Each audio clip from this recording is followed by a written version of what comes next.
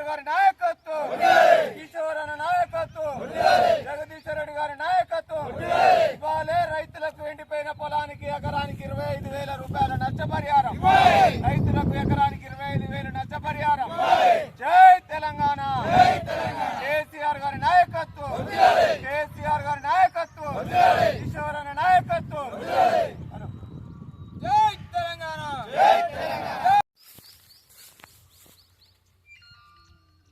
రాష్ట్రంలో శాసనసభ ఎన్నికల కన్నా ముందు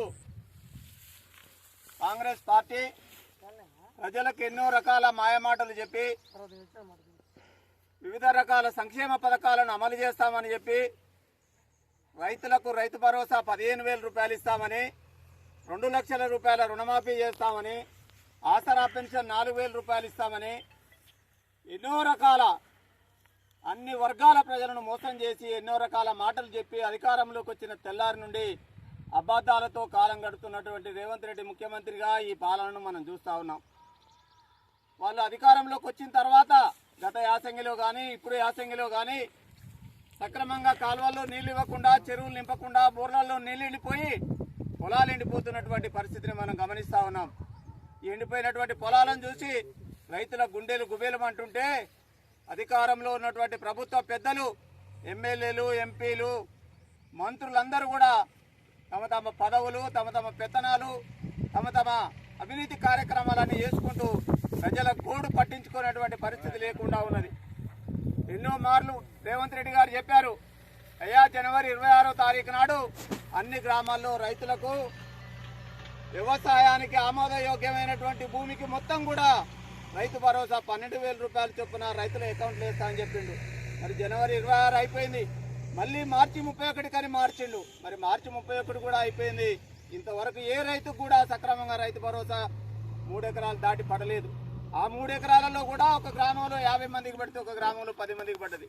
ఒక ఎకరానికి ఆయనకు 500 పడితే ఒక ఆయనకు 3,000 పడ్డది. ఎక్కడ కూడా లెక్క పొంతన లేకుండా రేవంత్ రెడ్డి చెప్పే మాటలకు అంచనా తప్పై రైతులకు ఎక్కడ కూడా న్యాయం జరగట్లేదు. అట్లాగే మళ్ళందరికీ కూడా మీరు ఓట్లేసి గెలిపిస్తే ఈ 3.5 సంవత్సరాలు ఈ కాంగ్రెస్ ప్రభుత్వంలో జరిగే అన్ని కార్యక్రమాలను కూడా నిలదీసి ప్రజలకు సేవ చేసుకునే అవకాశం వస్తుంది. కాబట్టి స్థానిక సంస్థల ఎన్నికలలో సర్పంచ్ కానీ, ఎంపీటీసీ కానీ, జడ్పీటీసీ కానీ ఏ ఎన్నికలు వచ్చినా బీఆర్ఎస్ పార్టీకి ఓట్లు వేయాలని మీకు విజ్ఞప్తి చేస్తా ఉన్నాం. అలాగే కేసీఆర్ గారి నాయకత్వంలో ఈ నెల 27వ తారీఖు నాడు వరంగల్లో పెద్ద బహిరంగ సభ జరగబోతా ఉంది. మీ సంఘం గ్రామం నుండి కూడా పెద్ద ఎత్తున రైతులు, ప్రజలు, బీఆర్ఎస్ పార్టీ నాయకులు, కార్యకర్తలు అందరూ కూడా కదలి రావాలని మీకు విజ్ఞప్తి చేస్తా ఉన్నాం.